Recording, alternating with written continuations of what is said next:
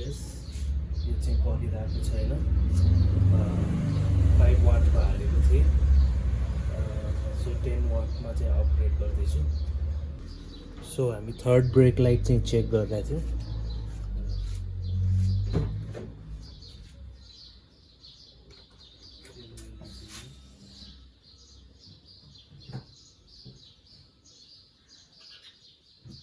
So third brake light चाहिँ बलि चाहिँ रहेको छ हैन तर जुन एक्चुअल वाट हुनुपर्ने थियो बल्बको मैले चाहिँ लास्ट टाइम 5 वाटको मात्रै हालेको थिएँ त्यो चाहिँ अलिकति डिम लागेको भएर चाहिँ अहिले चाहिँ म 10 वाटमा चाहिँ नि शिफ्ट गर्दैछु so this is the bulb so actually you can see 12 volt 10 watts so यसको चाहिँ नि एकचोटि लाइटिङहरू हेरौँ so this is the bulb है यसलाई चाहिँ T15 पनि भनिन्छ प्लस W16 W बल्ब पनि भनिन्छ अब त्यो आफ्नो त्यो भन्ने तरिका छ so this is the bulb flag pin so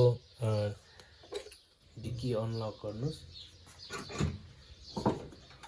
यो खोल्नु पर्ने छ सो अब यसमा चाहिँ नि तपाईँको यहाँ माथितिर म अलिकति क्यामेराको प्लेसमेन्ट मिलाउँछ सो यो जुन दुईवटा होल्स देखिराख्नु भएको छ यहाँबाट चाहिँ एक्सेस गर्नुपर्ने हुन्छ तपाईँको थर्ड ब्रेक लाइट चाहिँ निकाल्नु सो यो रबर क्यापहरू चाहिँ दुईवटा निकाल्नुहोस् सो यो सेफ प्लेसमा राख्नुहोस् कि नहराओस् अनि यो बल्ब जुन चाहिँ हामी राख्न गइरहेछौँ त्यो पनि सेफ ठाउँमा राख्नुहोस् त्यसपछि स्क्रुड्राइभर चाहिने हुन्छ स्क्रुड्राइभरले चाहिँ यहाँ दुईवटा पिन लकिङ पिन चाहिँ हुन्छ त्यो चाहिँ निकाल्नु पर्ने हुन्छ सो त्यो हामी नेक्स्ट गर्छौँ यो चाहिँ अलिक डिफिकल्ट प्लेस नै छ होइन सो तपाईँले चाहिँ नि एउटा मोबाइलको लाइटले चाहिँ ठ्याक्क जहाँनिर छ त्यहाँनिर चाहिँ नि प्रेस आउट गर्न सक्नुहुन्छ सो यो अहिले चाहिँ म पज गर्छु त्यसपछि चाहिँ नि फेरि कन्टिन्यू गरौँला सो मैले चाहिँ प्रेस चाहिँ गरिसकेको छु होइन सो बेसिकली के हुन्छ भन्दाखेरि यो चाहिँ अलिक केयरफुल भएर निकाल्नु पर्ने हुन्छ है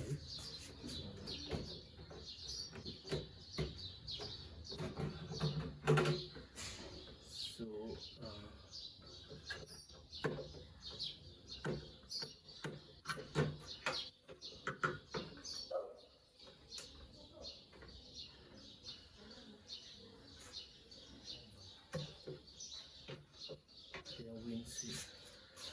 सो बेसिकली मैले के भनिरहेको थिएँ भन्दाखेरि चाहिँ नि तपाईँको यस्तो खालीको पिन चाहिँ हुन्छ तपाईँको यो पोजिसन चाहिँ यसरी बस्छ गाडीमा है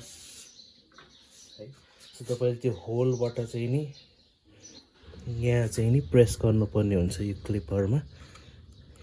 क्लिपहरूमा चाहिँ नि स्क्रुड्राइभर ठ्याक्क त्यो होलबाट ल्याएर चाहिँ नि यहाँ बोथ साइडमा प्रेस गरेर अनि यसलाई चाहिँ सिधा तान्नु पर्ने हुन्छ टिल्ट नगर्नु होला टिल्ट गर्नुभयो भने तपाईँको ग्लास चाहिँ ब्रेक हुने चान्सेस छ एकदम टाइट स्पेस छ सो अहिले करेन्टली चाहिँ नि हामीसँग 5 वाटको बल्ब छ सो यसलाई चाहिँ हामी चेन्ज गरेर 10 वाट्सकोमा गरिरहेछौँ सो या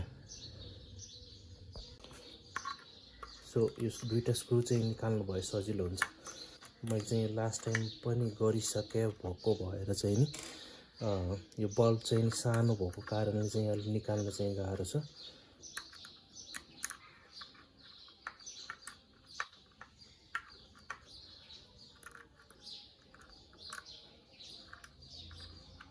सो दुईवटा स्क्रु अनि त्यसपछि यो डिसमेन्टल दिस अब यसमा चाहिँ के छ भन्दाखेरि चाहिँ अलिअलि धुलो पनि रहेछ किनभने धुलोले पनि तपाईँको चाहिँ नि यो क्लियर हुँदैन so let's take out this bulb focus यस्तो वाला सेम पिन वालै हुन्छ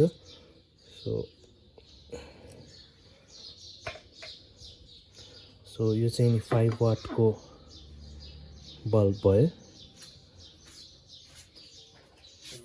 we are going to change to this left one is 5 watt right side is 10 watt so brightness हेरौँ सो ओके, मैले यो बल्ब लिएँ। सो यसलाई चाहिँ नि यो होल्डरमा चाहिँ राखौँ।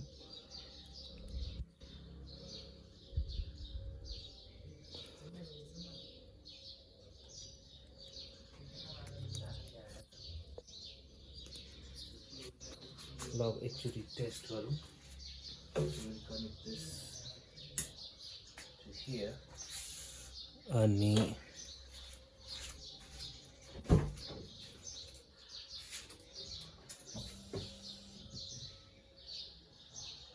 सो ल ठिक छ, मैले भर्खरै चेक गरेँ, यो बल्ब चाहिँ ठिक रहेछ।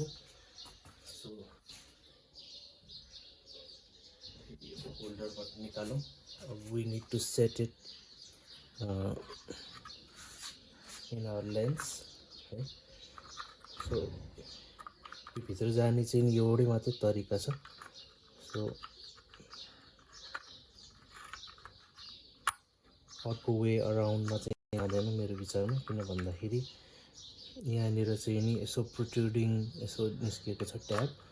सो यो साइड इज करेक्ट भन्ने मैले थाहा पाएँ। सो दुईवटा हामीले जुन स्क्रु निकालेको थियौँ त्यो चाहिँ राखौँ।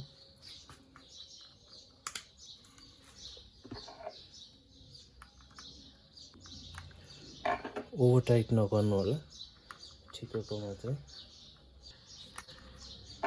सो ओके, सो हामीले चाहिँ फिट गरिसकेको छौँ। Let's fit into our car.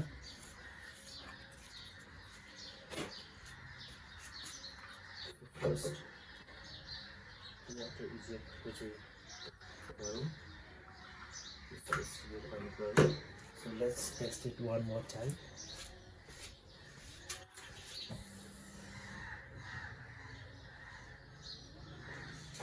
So okay, bulb चाहिँ बलि नै रहेको रहेछ।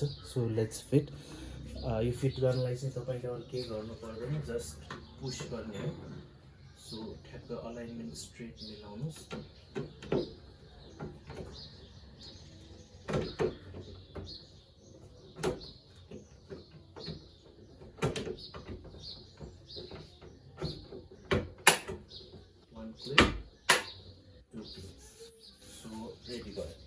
अब लास्ट काम भनेको चाहिँ त्यही रबर ग्रमेट जुन थियो त्यो चाहिँ तपाईँको राख्ने हो। यो दुईवटा क्याप